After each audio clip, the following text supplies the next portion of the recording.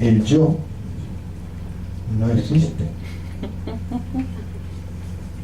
Es nada más y nada menos que el resultado de una actividad neuronal no controlada.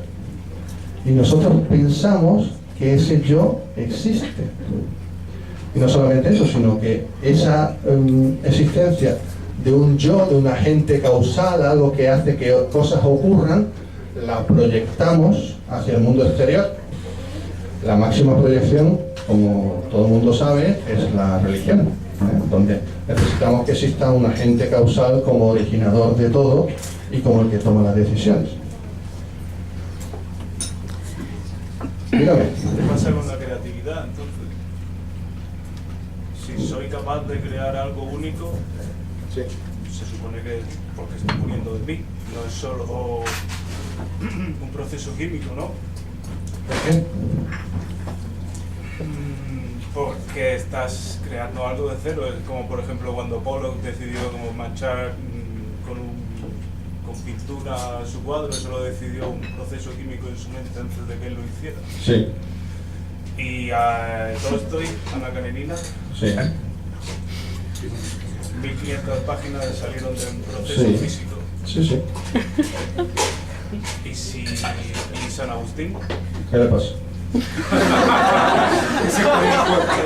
Es que me has tocado una de mis especialidades ocultas, que es San Agustín de Hipona. Sí. Dime. San Agustín es bastante profundo a la hora de hablar de la conciencia y de la memoria y realmente, si una persona es capaz de crear algo único que no es capaz de crear ninguna otra persona, eso también es un proceso químico que en teoría por ser un proceso químico y físico podría darse en cualquier otra persona. ¿Por qué somos capaces de crear cosas que no son posibles de reproducir aleatoriamente por otra persona con esas mismas palabras o de esa misma forma? Muy buena pregunta. Vamos a ver. Eso es tan sencillo como mira tú lo que hace la aleatoriedad con las especies. Todos los días, hoy también, y mañana, y el otro, y el que viene, todos los días se describen 40 especies nuevas. 40 especies nuevas, todos los días. Se calcula que aproximadamente se han descrito por la ciencia un cuarto de las especies que existen. Y todas las especies nacen, crecen, se reproducen y mueren. Y tienen un diseño que es único. Y no existe necesidad de recurrir a ningún agente causal para que eso sea así. Es pura física y química. ¿De acuerdo? La creatividad, como nosotros somos como somos, la valoramos muchísimo y somos, queremos considerarnos únicos y somos todos únicos. No existen dos personas que sean iguales. Tu encéfalo es diferente del mío. Eso, si alguien tiene curiosidad, que me acabo de acordar, si alguien tiene curiosidad, que busque en internet un catálogo de encéfalos. En inglés, que es más fácil de encontrar, Brain Catalog. No existen dos encéfalos que sean iguales. Es decir, somos todos únicos. Tu química es diferente de la mía. ¿De acuerdo? Pero eso, el hecho de que cada persona sea única, no la hace excepcional, porque todos lo somos. Si todos somos especiales, nadie es especial. ¿De acuerdo?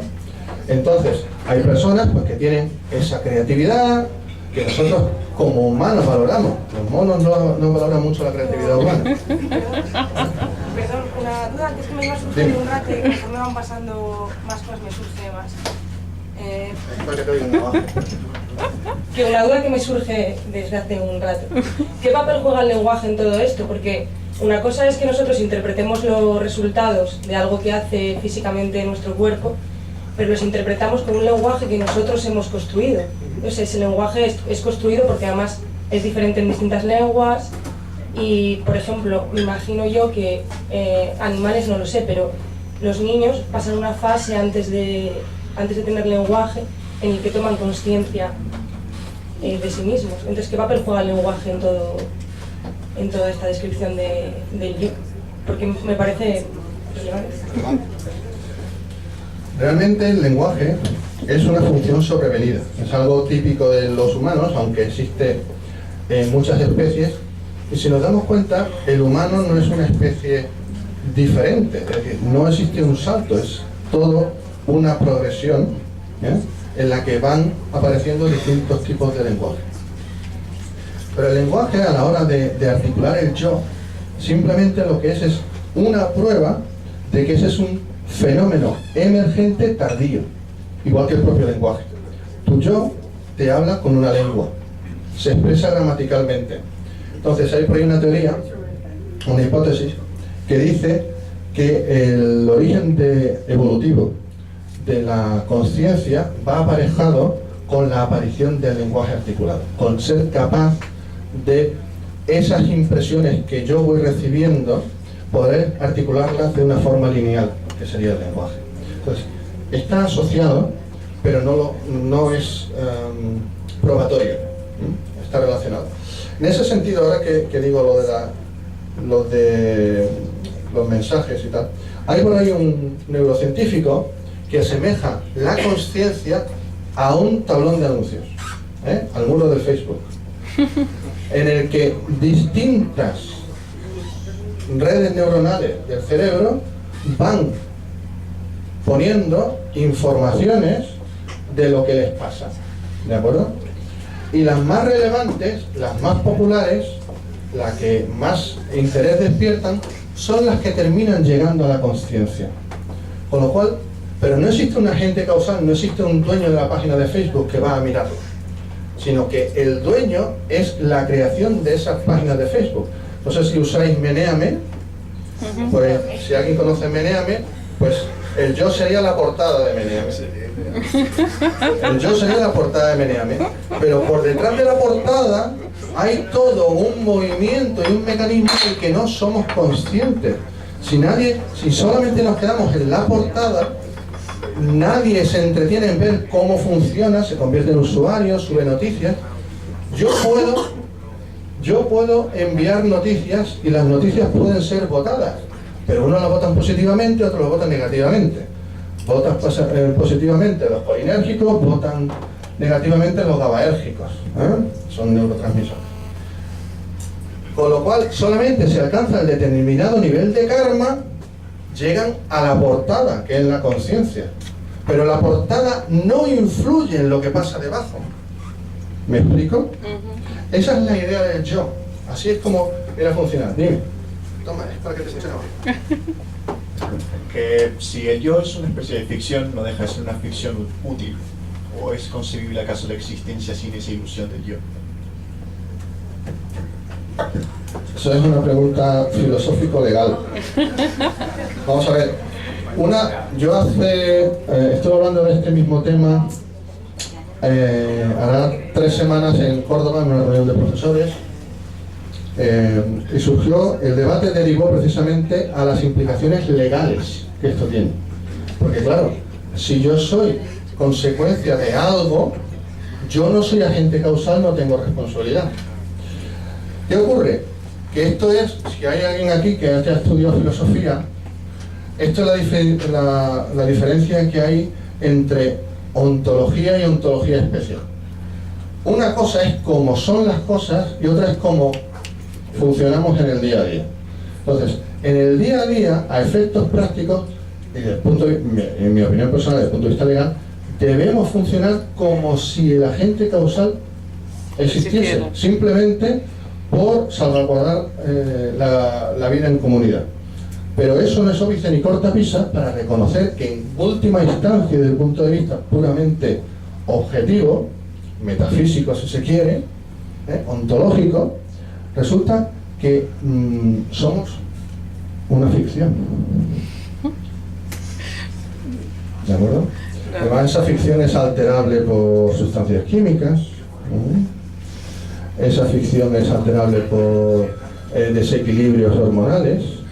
Nosotros pensamos que somos libres pero es lo último que no hemos tomado o la última disfunción que tenemos la que está afectando lo que nosotros pensamos que es nuestra libertad y nuestro criterio, ¿no? Dime, ¿tú querías algo? Sí, usted ha nombrado a Descartes. A mí no me diga usted. Vale, has hablado de Descartes, ¿no? Entonces, ¿sabes? Descartes decía que lo único libre que hay es la voluntad del hombre. Entonces, para ver si me ha quedado claro. Lo que estás diciendo es que ni siquiera eso es libre. No hay nada libre, todo. No. Entonces, mi pregunta es, si nuestra voluntad no es libre, ¿por qué se nos representa como si lo fuera? Yo pienso, me apetece una cerveza, voy y la pido. Y yo creo que eso se me ha ocurrido a mí. ¿Por qué yo creo eso si realmente no es así? Porque tu encéfalo lo quiere. Porque, vamos a ver, nosotros somos consecuencia de la evolución, ¿de acuerdo? La conciencia aparece como parte de esa evolución y esa forma de funcionar es la que nos permite adaptarnos mejor al medio. Yo puedo quitarte la gana de cerveza con una inyección. ¿Con qué? Con una inyección. ¿De acuerdo? Tú piensas que quieres eso, pero no lo quieres. Sí que lo quieres, si no pedir la inyección, vaya. No, hombre, prefiero la inyección. Hay gente que prefiere una inyección a otra cosa. Vamos a ver, yo puedo provocar alucinaciones, puedo hacer que te vuelvas agresivo, puedo hacer que te vuelvas absolutamente pasivo, puedo hacer que controle. ¿Habéis oído hablar? Esto para las mujeres es importante de... sí, porque entonces tú te ríes, pero... ¿Sabéis que existen unas drogas que se llaman las drogas de la violación? No voy a dar los nombres de los compuestos que son, ¿de acuerdo? Existen, sí, porque nos conocemos, ¿verdad? Y no lo miro a nadie. ¿Sabéis en qué consiste una droga de la violación? ¿No? Vale. Una droga de la violación es una sustancia que yo te echo habitualmente en una bebida, ¿no? Tú te la bebes y te van a pasar dos cosas. Tú vas a carecer de voluntad y vas a hacer lo que yo te diga. Vas a hacer lo que yo te diga. Pero no solamente vas a hacer lo que yo te diga, que obviamente pues yo lo uso es para robarte o para violarte, porque aunque tú en ese estado consientas, legalmente es violación, porque yo estoy alterando tu voluntad, ¿eh? Y lo mejor de algunas es que después tú vas a tener un periodo de amnesia, no vas a recordar, ¿de acuerdo? Entonces, personas que han sido, esto empezó en Colombia, después se ha dado en otros sitios, se le introduce esa droga en la bebida y la chica aparece 9 horas después en un campo a 17 kilómetros. Digo 17 porque se me ha venido un caso concreto. A 17 kilómetros en las afueras de Bogotá, completamente desnuda, sin saber qué hace allí y sin recordar absolutamente nada y sin una sola lesión física. Eso sí, cuando fue al hospital comprobaron que había mantenido relaciones sexuales, ¿de acuerdo? Entonces, eso que nosotros pensamos que somos libres es alterable químicamente. Es decir, nosotros pensamos que nuestro yo domina lo físico en esa disposición dualista de Descartes, pero no es así. Es lo físico lo que domina la ilusión del yo y lo puedo alterar. Quería preguntarte una cosa. Has estado hablando antes de lo de la modificación del yo, de la conciencia, mediante, por ejemplo, lo que nosotros vemos, lo que nosotros sentimos y tal. Extrasensorialmente, es decir, mediante la negación de estímulos externos, ¿existiría el yo consciente dentro de una persona? ¿Y hasta qué punto sería desarrollable si existiera? O, por ejemplo, si se podría modificar o crear un yo o una conciencia en una persona mediante la limitación de los estímulos sin que eso sea clasificado como prohibición de la libertad. ¿Cuántos sentidos existen? Pues supuestamente están los 6. Están los 5 que conocemos más el no, ese no existe. Vamos a ver. A la pregunta, vamos a ver. Orden. ¿Quién piensa, por favor levantad la mano porque esto es grave, ¿quién piensa que tenemos 5 sentidos? Yo. Ahí abajo son muy cobardes todos. ¿Quién piensa que tenemos 5 sentidos? Muy mal, señores. No tenemos 5. No tenemos 5, tenemos más de 5. Tenemos vista, oído, ¿qué más? Gusto, Olfato, olfato. gusto, tacto, ¿y qué más? Calor. No, sentido común, no, es que no de sentidos físicos. Por eso su pregunta carece de sentido. Que es donde voy a responderle. Cuando a ti te duele la barriga, Sandra, ¿qué sentido usas? El sentido, entiendo yo, si tuviera que decantarme por uno, por un modelo que ahí me han enseñado sobre los sentidos, que es el tacto. Porque el tacto no está solo en las manos, yo lo siento, es algo que puedo sentir. Si me tengo que ¿Tú decantar... con qué sientes que tienes sed? Por el gusto. No. Vamos a ver, señores. Tenemos 7. 7 Con la voz en off. 7 sentidos. 7. Vamos a ver. Los 5 que hemos dicho, más uno que se llama propiocepción, que es con el que yo siento la sed, el hambre, ¿de acuerdo? Las ganas de rascarme, ¿de acuerdo? Eso pensamos que es tacto, pero no. Porque hay veces que te rascas sin que te pique. Homenaje al amigo Pérez Tupilla, que estará en Nueva York. Había dicho propiocepción y después nocicepción. A menos que esta noche, si de lo demás os olvidáis, de esto no, existen 7. Nocicepción, esto homenaje a mi amigo Arturo Goicoechea. Arturo Goicoechea era jefe del servicio de neurología del Hospital Virgen Blanca de Vitoria. Y es especialista en dolor. El dolor no se percibe por el tacto, se percibe por un 7º sentido que se llama nocicepción. ¿De acuerdo? Entonces tenemos de entrada 7.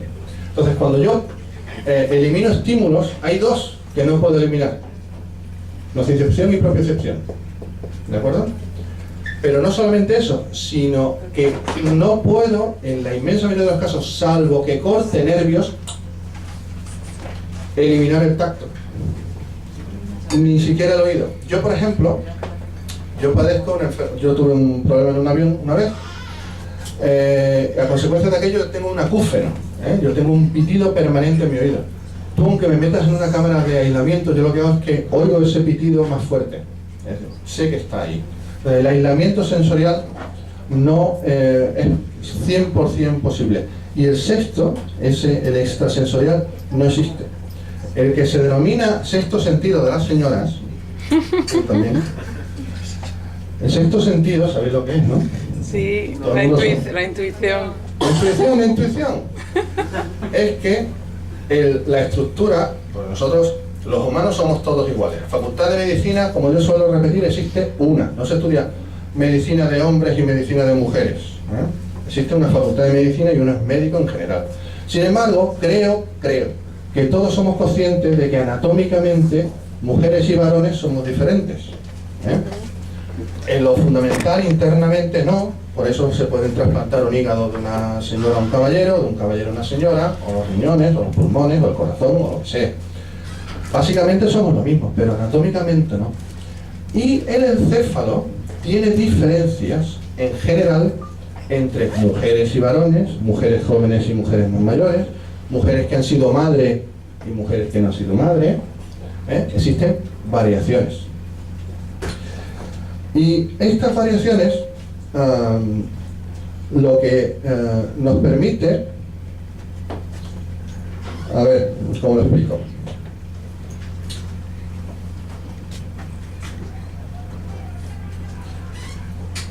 Esta variación, Vamos, César. vamos, espérate, es que no lo quiero decir muy complicado. Estas variaciones nos permiten tener una variedad de experiencias y de formas de ver el mundo que varían de persona a persona. ¿De acuerdo? Básicamente eso. Respecto al yo, no existen dos personas que perciban el mundo de la misma forma, por esto mismo que estamos diciendo. Con lo cual no existe, como decían algunos filósofos en su momento, realmente una verdad objetiva más allá de la medición científica externa, algo que externamente se pueda determinar. Por lo tanto, y ya para abrir claramente el turno de preguntas, si os preguntan ¿dónde está la conciencia? ¿Cómo se origina? La conciencia, la respuesta corta, es que es un fenómeno emergente. Es un fenómeno emergente. Aquí, es que no lo sé, ¿en Almería hay bandadas de estorninos? ¿Bandada de qué? ¿De estorninos? No. ¿Sabéis lo que es una bandada de estorninos? No. Sí, hay, ¿no? Aquí por el sur suele haber, pero aquí en Almería en concreto no lo sé. Los estorninos son pájaros que se mueven en bandadas gigantescas, ¿de acuerdo? Sí las hay, sí las hay. ¿Vale? Se mueven en bandadas gigantescas. Cuando tú ves a la bandada moverse, parece que el conjunto de la bandada, o un banco de peces, que lo habréis visto en los documentales, parece que el conjunto de peces se mueve como si hubiera un agente causal que lo dirige, ¿de acuerdo? Y sin embargo, se puede modelar matemáticamente muy fácil, asignando a cada punto, a cada pez, a cada estornino, dos reglas de comportamiento. Una distancia mínima con el de al lado, con todos los puntos que tenga al lado, y una velocidad promedio del conjunto. Matemáticamente es tremendamente sencillo. Cuando eso lo meto en un sistema con multitud de puntos, con miles de puntos, resulta que puedo reproducir matemáticamente el comportamiento de un banco de peces, el comportamiento de una banda de estorninos. Pues la conciencia es un fenómeno igual que el movimiento de esa bandada de estorninos, igual que el del banco de peces. Es el movimiento muy sencillo, movimiento de sustancias químicas entre ellas, básicamente, de multitud de miles de millones de neuronas en nuestro encéfalo que tienen como resultado ese fenómeno emergente que es la conciencia, pero que cuando la analizamos es como el movimiento de la bandada de estorninos, una pura ilusión. Y ya las preguntas que queráis.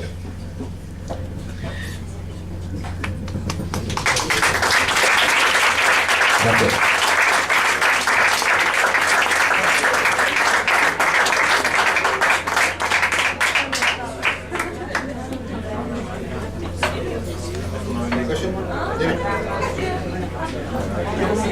Déjame el micrófono, César. Es que da un montón de miedo.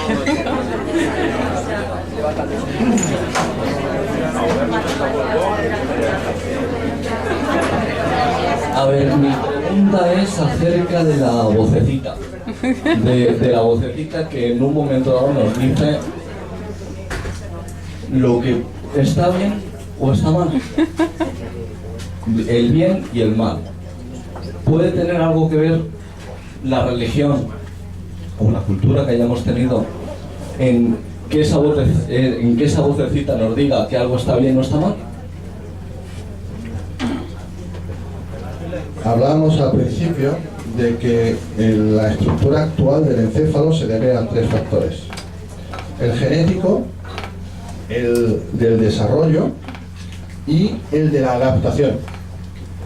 La reiteración de una actividad, como decíamos muy al principio, lo de conducir, cuando yo aprendo a conducir, yo tengo que prestar toda mi conciencia, que es muy limitada, a aprender qué hago en cada momento.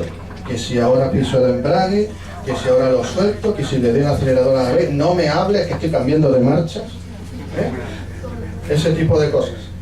Hasta que llega un momento en que se automatiza, es como todo. Todo se automatiza. Una de las primeras cosas que automatizamos es respirar, que empezamos en cuanto nacemos. Y automáticamente se automatiza. La reiterada exposición a una forma de ver el mundo genera un filtro, que es lo que tú llamas bien y mal. Pero espero que todos seáis conscientes de que el bien y el mal no existen. Bueno, no, de complicado nada. De complicado nada. El bien y el mal no existen. El bien y el mal son términos relativos con respecto a un estándar. Si resulta que el estándar no existe, el bien y el mal no existen. ¿Me explico? Pero vamos, eso, apéndice al libro primero de la ética de Spinoza, te lo explicas tú que no es. Gracias. Perdona, sí, o sea, dices que la conciencia es como idealizar, ¿no?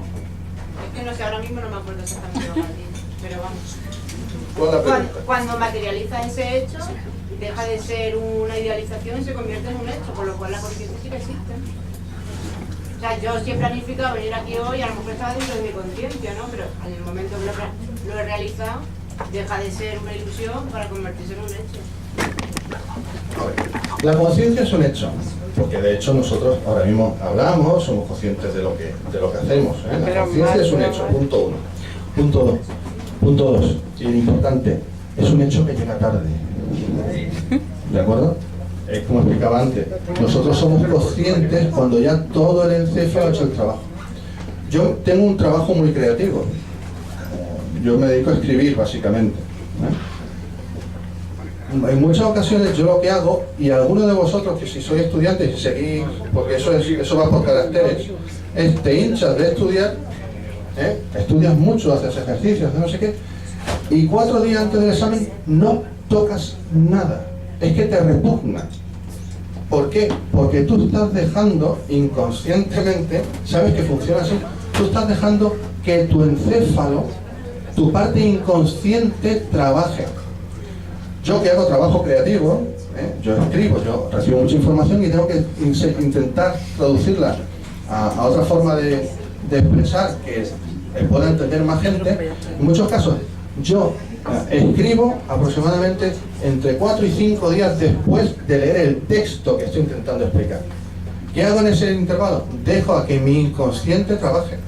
Yo he trabajado muy fuerte, lo dejo solo, no pienso en ello, pienso en otra cosa y después me pongo a ello. Tú que hablabas de creatividad, esto intuitivamente, muchas empresas de informática lo tienen muy asumido. Empresas donde hay muchísima creatividad lo tienen muy asumido. No sé si habéis visto alguna vez algún vídeo, algún reportaje de las instalaciones de Google. Google. ¿Vale? De las instalaciones de Google. Una de las cosas que llama la atención son las salas de juegos. Son las salas de juegos. Cuando yo tengo un problema gordo, yo estoy allí programando, picando código como un loco, con un problema lógico de 1000 demonios, que porque me gasto por todos sitios, lo dejo todo, me levanto, me voy, me pico con el otro y me echo una partida de hockey sobre aire o lo que sea. Algo que me evada, que permita que mi inconsciente trabaje sobre ello y cuando vuelvo al problema suelo encontrar una solución, ¿de acuerdo? Porque estoy dejando a mi consciente trabajar, ¿de acuerdo? Entonces, respondiendo a tu pregunta, la consciencia es un hecho, pero es un hecho que viene a posteriori, viene después del trabajo fisiológico, ¿de acuerdo? ¿Tú decías algo? Sí, era sobre la creatividad otra vez.